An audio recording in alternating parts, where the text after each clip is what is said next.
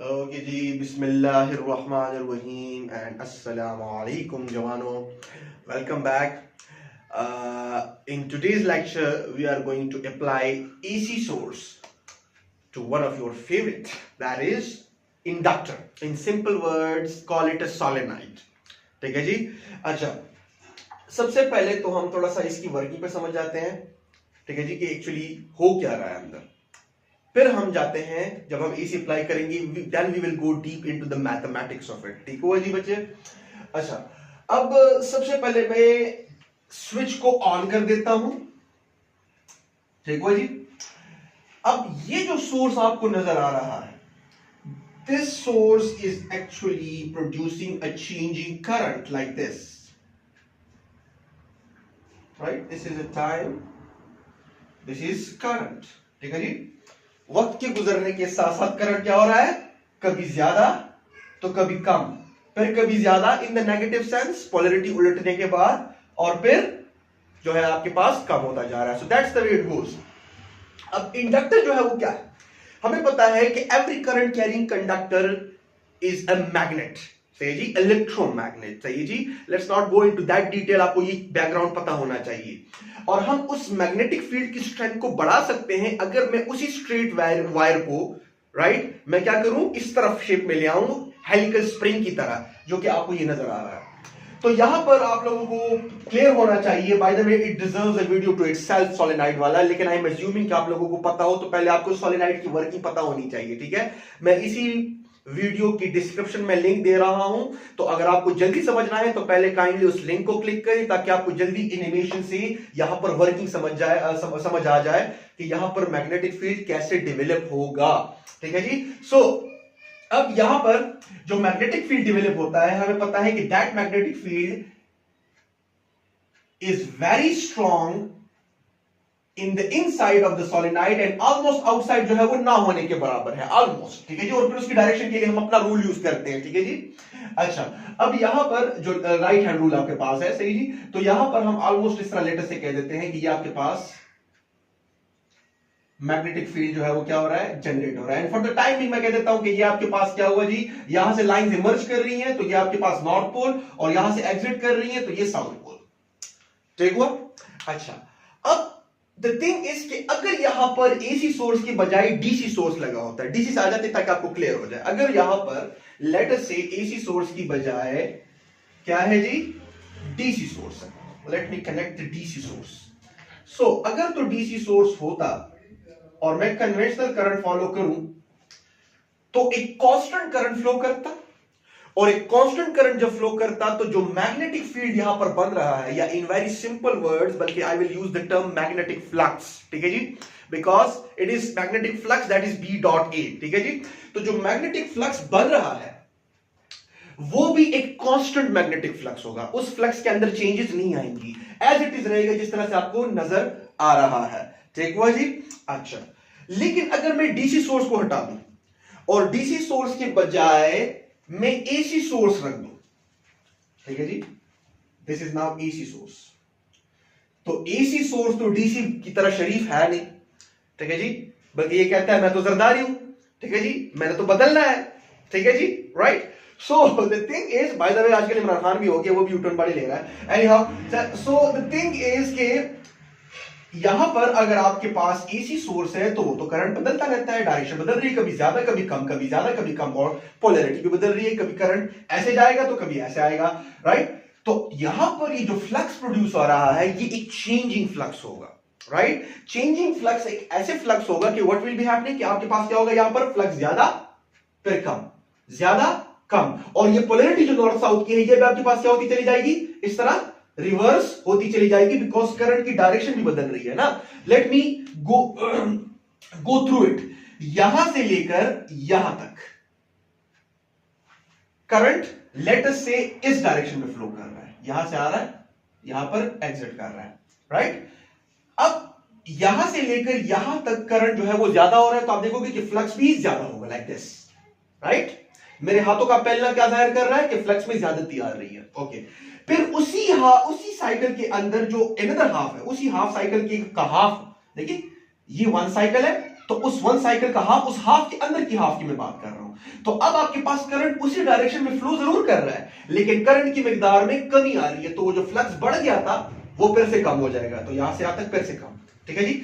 अब यहां से लेकर यहां तक पोलैरिटी रिवर्स हो गई है। ये करंट अब क्या जाएगा, लेटर से ही करंट अब एंटी क्लॉकवाइज जा रहा है। तो जब एंटी क्लॉकवाइज जाएगा तो ये जगह आपका साउथ हो जाएगा और ये जगह आपका नॉर्थ हो जाएगा। तो आपके पास जो फील्ड है वो कुछ ऐसे आना है, ठीक है जी। और ये लाइन जो है ये ऐसी हो जाएंगी उल्टी, ठीक है जी। तो पोलैरिटी भी रिवर्स होनी हुई। पोलैरिटी रिवर्स होने के साथ साथ आपके पास नॉर्थ साउथ भी आपस में रिप्लेस हुए, और अब आपके पास क्या हो रहा है कि वो मैग्नेटिक जो करंट है वो क्या हो रहा है, वो बढ़ता जा रहा है इन नेगेटिव सेंस। तो जब करंट बढ़ेगा तो अब आपके पास फिर से क्या होगा, मैग्नेटिक फ्लक्स ज्यादा, और फिर यहां से लेकर यहां तक जब वो करंट कम होगा तो करंट अभी भी उसी डायरेक्शन में फ्लो कर रहा है, लेकिन अब वो करंट की मिकदार कम हो रही है, तो मैग्नेटिक फ्लक्स फिर से कम। सो इन अ शॉर्ट वे में आपको दिखा देता हूं कि इट्स लाइक दिस। देखिएगा जरा, इन दिस हाफ साइकिल यहां से लेकर यहां तक, ठीक है जी, 90 डिग्री तक, सॉरी 180 डिग्री तक क्या होगा जी, देखते जाएं। फ्लक्स ज्यादा फिर कम, फिर अनदर हाफ साइकिल में क्या हो जाएगा, नॉर्थ साउथ भी रिप्लेस कर जाएंगे और ज्यादा और कम, ज्यादा और कम, ज्यादा और कम, और ये फ्लक्स क्या हो रहा है, चेंज होता जा रहा है, right. That's the way it goes, right. Animations मैंने बाय द वे दे रखे हैं, ठीक है जी, इसी वीडियो की डिस्क्रिप्शन में, सो काइंडली वॉच इट ताकि आपकी विजुअलाइजेशन स्ट्रांग हो। ओके, ये आपके पास आ गया। Now from the Faraday law of electromagnetic induction, ठीक है जी, वी नो कि whenever there is a change in current with the passage of time, जो कि यहां पर है, ठीक है जी, that will give rise to what? That will give rise to the change in flux with the passage of time. ठीक हुआ जी। अच्छा चलिए एक और स्टेप इधर से आ जाते हैं कि यहां पर हो क्या रहा है कि आपने एक एसी सोर्स कनेक्ट किया है, एसी सोर्स, ठीक है जी, this is your source, right. और वो एसी सोर्स एक चेंजिंग करंट प्रोड्यूस कर रहा है, उस चेंजिंग करंट की वजह से आपके पास चेंजिंग फ्लक्स आ रहा है with the passage of time, और चेंजिंग फ्लक्स की वजह से हमें पता है कि there must be an induced EMF, ठीक है जी। So there is an induced EMF, ठीक हुआ जी। अच्छा जी, अब the thing over here is कि ये एक ईएमएफ सोर्स है, एसी सोर्स जो आपने निकाला हुआ है, दिस इज ईएमएफ सोर्स जो कि चेंजिंग करंट प्रोड्यूस कर रहा है, लेकिन ये आपने लगाया हुआ है यहां पर, this is a generator, this is a let us से जनरेटर, ठीक हुआ जी। इसकी वजह से चेंजिंग करंट फ्लो कर रहा है, चेंजिंग करंट की वजह से चेंजिंग फ्लक्स, और जब चेंजिंग फ्लक्स यहां पर आएगा तो यहां पर एक ईएमएफ ने इंड्यूस होना है, और ये एक ऐसा ईएमएफ है जो कि दिखाई नहीं देता लेकिन बहुत बड़ी बला है, ठीक है जी, राइट। दिखाई नहीं देता लेकिन अपोज बहुत करता है, ठीक है जी। और कैसे, बिकॉज ये भी ईएमएफ है ना, राइट, सही जी। So it this one is actually, let me write it, this is EMF, so this is your EMF, let me, your EMF जो आपने कनेक्ट किया है, ठीक है जी। So this one is a brother of this one but from another mother, सही जी। और this is very cool brother, cool brother in a sense कि ये क्या करता है, ये हमेशा इसे अपोज करेगा। इसकी मिसाल एक ऐसे दोस्त की है जो कि आपकी सही बात को गलत कह देता है और गलत बात को सही कह देता है, जस्ट टू इरिटेट यू, ठीक है जी। So the thing over here is कि ये इंड्यूस्ड ईएमएफ जो है, नाम उसका ईएमएफ है, तो ये भी क्या करेगा, चार्जेस को मोटिवेट करेगा टू फ्लो। तो ये जो चार्जेस को मोटिवेट करेगा टू फ्लो, और इसकी वजह से जो करंट डेवलप होगा उसे हम कहेंगे इंड्यूस करंट, ठीक है जी। और ये इंड्यूस करंट को कभी कभार हम एडी करंट्स भी कह देते हैं, बिकॉज ये इंड्यूस करंट कभी हमारे यूजफुल होता है, कभी हमारे लिए यूजफुल होता है, हमारे काम आता है। तो जब हमारे काम आता है तो हम इसे इंड्यूस करंट ही कह देते हैं, याद रखिएगा। बिकॉज किसी स्टूडेंट ने कमेंट में लिखा हुआ था कि सर एडी करंट्स पे थोड़ी सी बात करें, तो अगर आपको थोड़ा सा कॉन्सेप्ट आपका है तो यहीं पर आपकी बात क्लियर हो जाएगी, otherwise it deserves another whole video, ठीक है जी। तो अगर आपका थोड़ा सा कॉन्सेप्ट है, उस स्टूडेंट को मैं मुखातिब करके कह रहा हूं जो कमेंट में जिसने लिखा था, तो यहां पर ही आपकी बात क्लियर हो जाएगी। सो प्लीज गौर से सुने, ये जो इंड्यूस करंट है, अगर ये हमारे मफाद में है, अगर हमारे ये काम कर रहा है, डिपेंड करता है ना सिचुएशन पर, तो हम सिर्फ इसे इंड्यूस करंट कह देते हैं। लेकिन अगर ये हमारी एनर्जी को लॉस कर रहा है, हमारी एनर्जी को जाया कर रहा है इन अ सेंस, तो फिर हम इसी इंड्यूस करंट को एडी करंट कह देते हैं। So eddy current is nothing but an induced current, but जब वो पैरासाइट बन जाता है, जब वो हमारा खून चूस रहा होता है, ठीक है जी, तो तब हम उसे एडी करंट का नाम दे देते हैं। So eddy current is nothing but an induce current, जो कि हमेशा आप ही के अप्लाई किए हुए सोर्स को क्या करता है, अपोज करता है, is in accordance with the Lenz's law. याद रखिएगा, बहुत इंपॉर्टेंट चीज है, बिकॉज एनर्जी को आप क्रिएट नहीं कर सकते और उसे खत्म भी नहीं कर सकते। सो उसके ऊपर अंदर से इंशाल्लाह से वीडियो बनाएंगे, लेकिन अगर ये जो बातें मैंने कही है, अगर किसी को थोड़ी बहुत भी समझ है तो वो समझ आएगा यहां पर।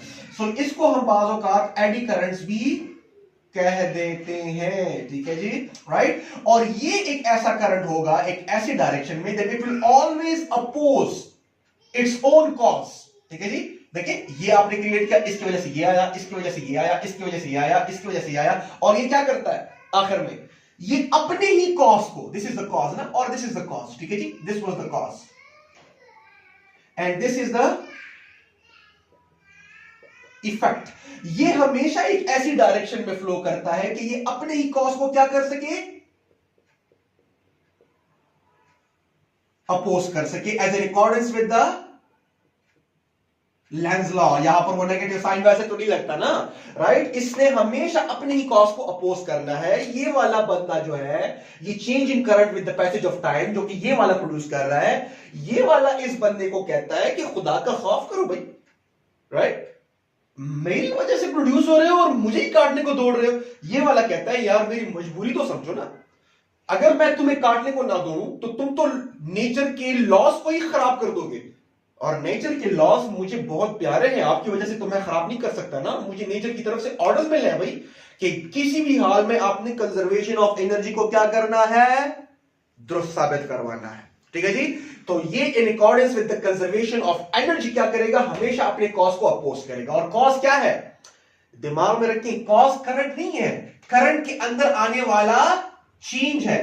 तो जब ये जो करंट फ्लो करवा रहा है, जब ये करंट ऐसे फ्लो हो कि इसमें ज्यादती आए, तो ये एक ऐसा डायरेक्शन में करंट फ्लो करवाएगा कि वो उस करंट को क्या कर ले, कम कर ले, ठीक है जी। याद रखिएगा, the cause is not the current itself but it is the change in the current that is a cause, ठीक है जी। सो जब आपके पास ये चेंज पॉजिटिव हो तो ये वाला उसे नेगेटिव करवाने की कोशिश करेगा, और जब यही चेंज नेगेटिव हो तो ये वाला उसे पॉजिटिव करवाने की कोशिश करता है। तो ये जो एडी करंट है, या in simple words induce current है, ये उस करंट के अंदर आने वाले चेंज को अपोज करता है। अगर चेंज ज्यादती वाला आ रहा है, ये वाला कहेगा कम हो जाओ, और अगर चेंज कमी वाला आ रहा है, ये वाला कहते हैं ज्यादा हो जाओ।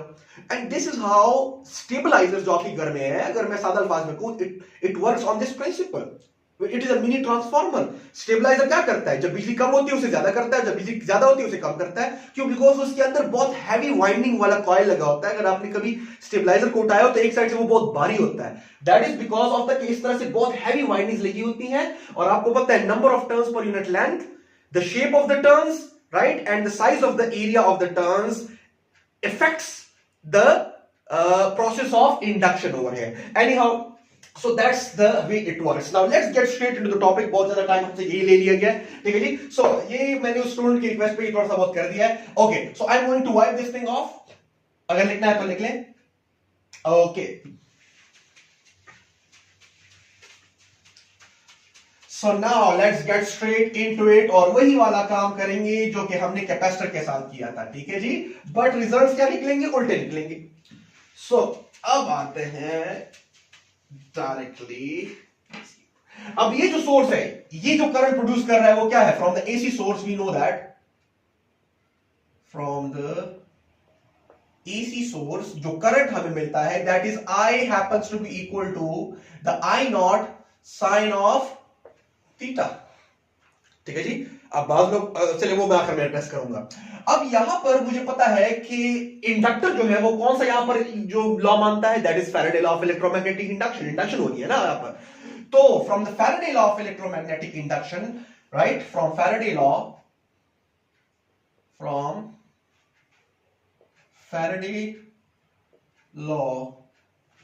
Of EM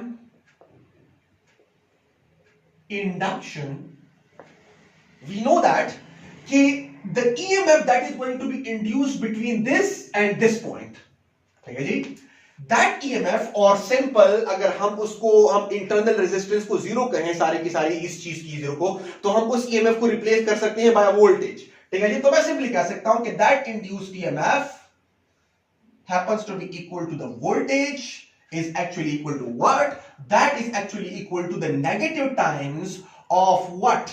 Of the L, that is the self inductance. ठीक है जी, delta I divided by delta T. This is actually Faraday law, but in terms of change of current. ठीक है जी, not in terms of change of flux. एक ही बात है, ये आपके पास आ गया जी। अच्छा, अब अगर मैं ये लिख सकता हूं तो करंट की वैल्यू, जो करंट चेंजिंग हो रहा है वो किधर से हो रहा है? इधर से हो रहा है ना। तो इक्वेशन नंबर 1 को उठाओ और इधर फीड करो। ठीक है जी, तो आपके पास क्या आ जाएगा कि the potential difference developed between this point and this point, और the EMF induced is actually equal to minus L delta, और आई की जगह क्या पुट करो? I not sine of theta divided by delta T. सो अब मैं इस चीज के अंदर चेंज मालूम करूंगा with the passage of time. So simple, again I not constant value है, एक पीक वैल्यू है, उसको बाहर निकालो change. So v is actually equal to minus L. So I naught को आपने बाहर निकाला और चेंज या डेरिवेटिव आपने अप्लाई किया सिर्फ किसके ऊपर? साइन के ऊपर, विद रिस्पेक्ट टू टाइम। तो जब विद रिस्पेक्ट टू टाइम करोगे तो इसके अंदर टाइम का फ्लेवर पैदा करो। तो यहां पर आप क्या करो? ओमेगा इंटू टी लिख लो, because theta is equal to omega T. और यहां पर मैं हवाला दे देता हूं इस स्टेप के लिए, that is I happens to be equal to I not sine of theta, या फ्रॉम इक्वेशन नंबर कौन सा वाला? From equation number 1। ठीक हुआ जी, राइट। अच्छा, अब इसको हमने डिफरेंशिएट करना है। अगेन बच्चे मेडिकल वाले अपना फील्ड बदल लें। ठीक है जी, सो थोड़ी सी देर के लिए आप अपना फील्ड बदल दिया करो। ओके जी।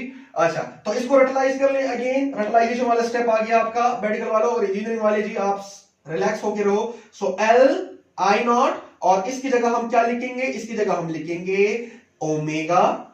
ठीक है जी, राइट। हाँ, omega cos omega T. This is the situation. ठीक है जी।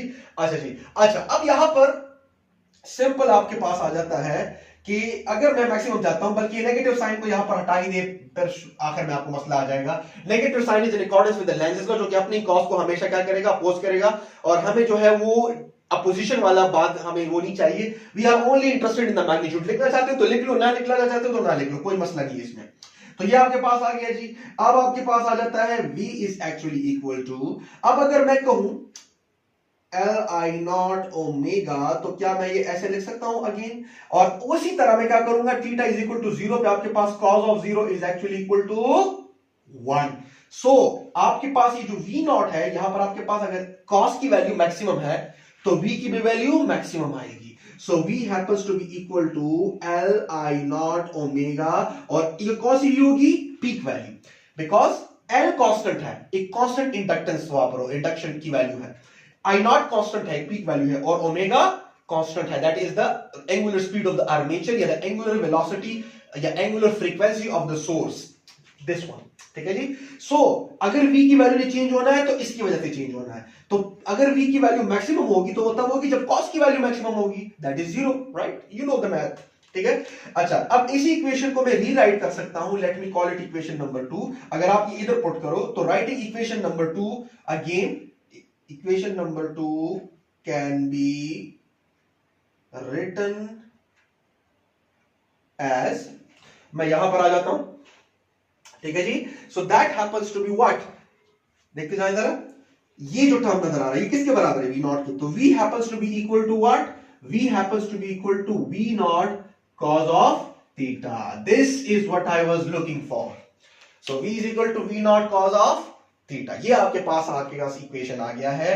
अब अगर आप ये नोट करना चाहते हो तो काइंडली नोट कर लो जल्दी से, ताकि मैं इसको वाइप ऑफ करूं और फिर मैं कंपेयर करूं करंट की इक्वेशन को और वोल्टेज की इक्वेशन को, और ताकि हम इसका फेजर डायग्राम ड्रॉ कर सकें। सो प्लीज पॉज करके नोट कर लें मैथमेटिक्स को।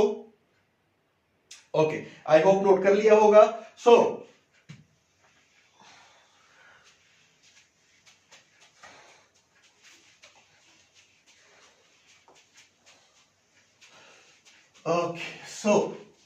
इसका मतलब यह है कि जो करंट का इक्वेशन हमारे पास आ रहा है वो कुछ इस तरह से आ रहा है, that is I is equal to I naught sine of theta, जबकि वोल्टेज का या ईएमएफ जो इंड्यूस हो रही है वहां पर इन दो पॉइंट्स के दरमियान, वो हमारे पास कुछ ऐसे आ रहा है, that is v is equal to v naught cos of theta. तो भाई जो ये सिंपल बात है, जिसके साथ कॉस उसने लीड करना है। तो कॉस किसके साथ आ रहा है? वोल्टेज के साथ। तो यहां पर एक रिजल्ट निकले कि v and i are what?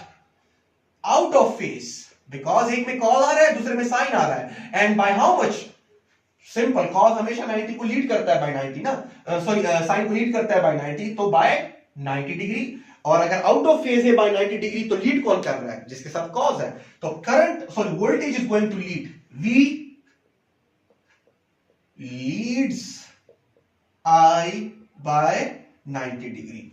तो अगर मैं इसका प्लॉट बनाना चाहूं तो प्लॉट आपका कुछ ऐसे हो जाएगा, right? If this is, let me draw voltage with the black dotted line and current with the blue dotted line. ठीक है जी, सही है जी, जिस तरह के हमने लास्ट टाइम किया था, अगर आपको याद हो कैपेसिटर के लिए। फिर इसी के अंदर हम जो है क्या करेंगे, पावर के ग्राफ को भी इंट्रोड्यूस करवा देंगे। ठीक है जी, सो ठीक है जी, ओके। अब यहां पर मैं इसको प्लॉट करने लगा हूं, तो मेरे पास प्लॉटिंग कैसे आएगी दिखते जाए। सिंपल, साइन और कॉस का ग्राफ ड्रॉ करना है। तो सबसे पहले मैं साइन का ड्रॉ कर लेता हूं। तो साइन हमेशा इधर से स्टार्ट होता है, जीरो से। अगर मैं कहूं कि 0, this is 90, this is 180, this is 270, this is 360। ठीक है जी, अब तो मजीद ये चीज आपको क्लियर हो जानी चाहिए। ठीक है जी, राइट। सो अब आपके पास जो साइन का कर्व आएगा, it should be something, sorry, it should be something like this. ठीक है जी, सो साइन का ग्राफ, और आपके पास क्या होगा जी, ये आपके पास जो वैल्यू है this is v naught and this happens to be minus v naught. ठीक है जी, अच्छा। अब मैं करंट के लिए ड्रॉ कर लेता हूं, तो that will be the blue. तो आपके पास क्या आ रहा है जी, ओहो सॉरी, गलत मैंने कर दिया, sorry for that, sorry sorry sorry sorry sorry sorry sorry. Okay, voltage के साथ कॉस आ रहा है ना, ठीक है जी, तो उसका कॉस का बनेगा। तो चलिए जी, ये वाला ड्रॉ करना है, लेकिन विद द ब्लू ड्रॉ करना है, बिकॉज करंट के साथ साइन आ रहा है, तो ब्लू के करेंगे, sorry for that. Okay, so जल्दी जल्दी ड्रॉ कर लेता हूं फिर से। दिस इज ब्लू, हाँ, नाउ इट्स बेटर, सही जी। So this is representing current, this is current minus I not, fair enough. Okay, अब वोल्टेज के लिए आते हैं। तो कॉस है, तो कॉस सीधा जो है वो इधर से स्टार्ट होगा, दिस इज अ कॉस। ठीक है जी, so it will be like this. ठीक है जी, यहां पर 90, फिर आपके पास राइट, ठीक है जी। So this happens to be the graph of the sine. सो अगर आप देख लो, तो जहां पर voltage zero, sorry current zero है, तो वोल्टेज ऑलरेडी अपनी पीक पर पहुंच चुका हुआ है। ठीक हुआ जी। सो दैट इज हाउ कि यहां पर आपके पास अगर आप फेजर डायग्राम ड्रॉ करो, फेजर डायग्राम, ये प्लॉट था और आपके पास फेजर डायग्राम ड्रॉ कर रहा हूं, तो phasor diagram happens to be something like this, right? देखते जाएं। सो अब अगर मैं कहूं कि this is current, this is current, so जाहिर सी बात है वोल्टेज लीड कर रहा है ना, so voltage is going to be over here, that is VL। L इसलिए लिख रहा हूं ताकि आपको पता चले कि it is the voltage across the inductor, right? अगर आपको याद हो तो रेजिस्टर वाला यहां पर हुआ करता था VR, और कैपेसिटर वाला यहां पर हुआ करता था, बिकॉज रेजिस्टर में करंट और वोल्टेज इन फेज होते थे, कैपेसिटर में आउट ऑफ फेज होते थे, लेकिन करंट लीड करता था, वोल्टेज लैग करता था। और अब आपके पास अनलाइक कैपेसिटर, वोल्टेज जो है वो लीड कर रहा है। ठीक है जी, सो वोल्टेज ऊपर आएगा। क्लियर हो रहा है आपको बच्चे? So this is all about the phasor diagram. याद रखिएगा, फेजर डायग्राम्स को नोट किया करें, they are very important. RLC series में हम समझेंगे इसको, RL और RL सीरीज और RC में। ठीक है जी, अच्छा। अब मैं क्या कर देता हूं जी, एवरेज पावर लॉस पे आ जाता हूं कि यहां पर पावर लॉस हो रहा है या नहीं हो रहा। ठीक है जी, so let me wipe this thing off. So average power loss पे आ जाते हैं, एवरेज पावर लॉस। ठीक है जी, ओके जी, प्लीज ये लिख लेता कि मैं मिटा दूं, लिख लिया हुआ? ओके, सो एवरेज पावर लॉस। अच्छा जी, अब एवरेज पावर लॉस क्या होना चाहिए, क्या ये पावर लॉस करता है? लेट अस सी। सो यहां से मैं स्टार्ट कर लेता हूं, एवरेज पावर लॉस।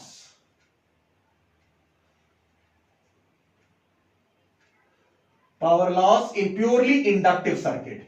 सो अगर मैं एवरेज पावर लॉस मालूम करना चाहता हूं, so P average is equal to the I of average and the V of average. और अभी हमने लिखा कि आई का इक्वेशन क्या है, आई का जो इक्वेशन है वो आपके पास है, I is equal to I not sine of theta, while for voltage या EMF induce it is actually cos of theta. ठीक है जी। सो पुट करें यहां पर आप, so P average is going to be equal to I not sine of theta whole का average then multiply by the average of the voltage that is V naught cos of theta और whole का average। ठीक है जी। Again I naught और V naught को बाहर निकालें, so P average is going to be equal to I naught into V naught और sin का average हो गया और cos का average हो गया। और आपको पता है sin और cos दोनों का average क्या है, 0। so this is 0, this is 0, 0 multiply by anything, जी ढेर खतरनाक नंबर दे तबाही करी, हाइड्रोजन बम दे बिल्कुल सही जी। So average power loss over here is 0। ठीक है जी। इसका मतलब यह है कि just like capacitor it is also not dissipating और wasting any energy, rather it stores energy. लेकिन unlike capacitor it does not, by it I mean inductor, गौर से सुने, unlike capacitor, inductor does not store energy in the form of electric field, rather it stores the same energy in the form of a magnetic field। ठीक है जी, सही जी। सो यहां पर आपके पास क्या होगा जी, वो मैग्नेटिक फील्ड की टर्म में स्टोर करता है ना, लाइक दिस। ठीक है जी, ये आपके पास ये हुआ। ठीक है जी। तो आप यहां पर चेंजिंग प्रोवाइड करते हो तो उसको अपोज करने वाला जो है वो क्या है, वो यहां पर एक इंड्यूस्ड ईएमएफ है ना, और इंड्यूस्ड ईएमएफ क्या है, it is pure energy, this is energy stored. और ये हमारे बहुत काम आता है, ये जरूरी है आपको, तो ये तो यहां पर मेरे ही अप्लाई किए हुए सोर्स को क्या कर रहा है, अपोज कर रहा है। नहीं, ये अपोजिशन बाज औकात हमें चाहिए होती है, हमारा फायदे का काम है इसमें। Just like stabilisers, just like in your motherboards जो आपके पास जो कंप्यूटर में लगे होते हैं, सही जी, जो हमारे पास और भी, even in the starter of a car, जब आप गाड़ी को स्टार्ट करते हो, जब आप क्या करते हो, चाबी घुमाते हो, तो क्या बैटरी के अंदर इतना जोर होता है कि वो इतने ह्यूज इंजन को घुमा ले? नो, वहां पर आपने किसी इलेक्ट्रॉनिक्स के थ्रू क्या करना है, उस एनर्जी को पंप अप करना है, और वहां पर सोलेनॉइड ही यूज किया जाता है ताकि एनर्जी को एकदम से स्टोर करके ना एकदम से बर्स्ट प्रोवाइड करें, ताकि सिर्फ वो ह्यूज क्रैंकशाफ्ट को वो घुमा सके। ठीक है, एनी हाउ, सो ये बातों का हमें चाहिए होता है, so this is our energy. So जब चाहिए होता है तो इंड्यूस करंट कह देते हैं, और जब नहीं चाहिए होता, अनवांटेड होता है, just like in the transformer, जो कोर के अंदर इंड्यूस करंट मूव कर रहा होता है, तो उस इंड्यूस करंट को फिर हम एंटी करंट्स कह देते हैं। हालांकि जो सेकेंडरी से आ रहा होता है वो भी इंड्यूस करंट होता है, लेकिन उसको हम एंटी करंट्स नहीं कहते। खैर, एनी हाउ, मैं थोड़ा सा इसमें बह गया हूं, मैं इसकी तरफ वापस आ रहा हूं। So that is the thing कि यहां पर एवरेज पावर लॉस 0 होगा, और क्यों 0 होगा, ग्राफ पे शो कर लेते हैं ना, 0 से लेकर 90 तक, फिर 90 से लेकर 180 तक, 180 से 270 तक, 270 से 360 तक।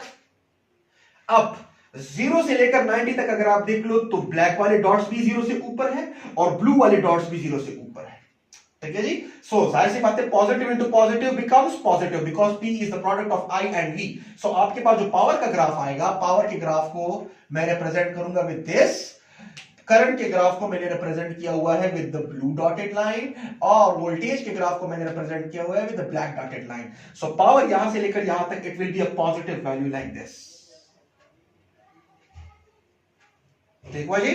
अच्छा, अब 90 से लेकर 180 तक अगर आप देख ले, सो आपके पास क्या है जी, वोल्टेज करंट की वैल्यूज पॉजिटिव है, लेकिन वोल्टेज की वैल्यू अगर आप देख लो वो क्या है, वो नेगेटिव है। तो positive into negative becomes negative, so this is the power in the, ठीक हुआ जी, राइट। अच्छा, अगेन आप 180 से 270 के दरमियान देख ले, सो करंट भी नेगेटिव, राइट, और वोल्टेज भी आपके पास ब्लैक भी नेगेटिव, तो again negative into negative positive, so power का ग्राफ ऐसे आ जाएगा, and again positive into negative negative. ठीक है जी, आई बिलीव आप लोगों को ये पता होगा, ठीक है जी, जब हम इंशाल्लाह से जब हम कैपेसिटर के लिए पढ़ रहे थे। सो जितना पावर पॉजिटिव में आया है उतना नेगेटिव में गया है, तो एवरेज क्या आता है, दरमियान वाला point, which happens to be 0। ठीक है जी। So that's the end of the lecture.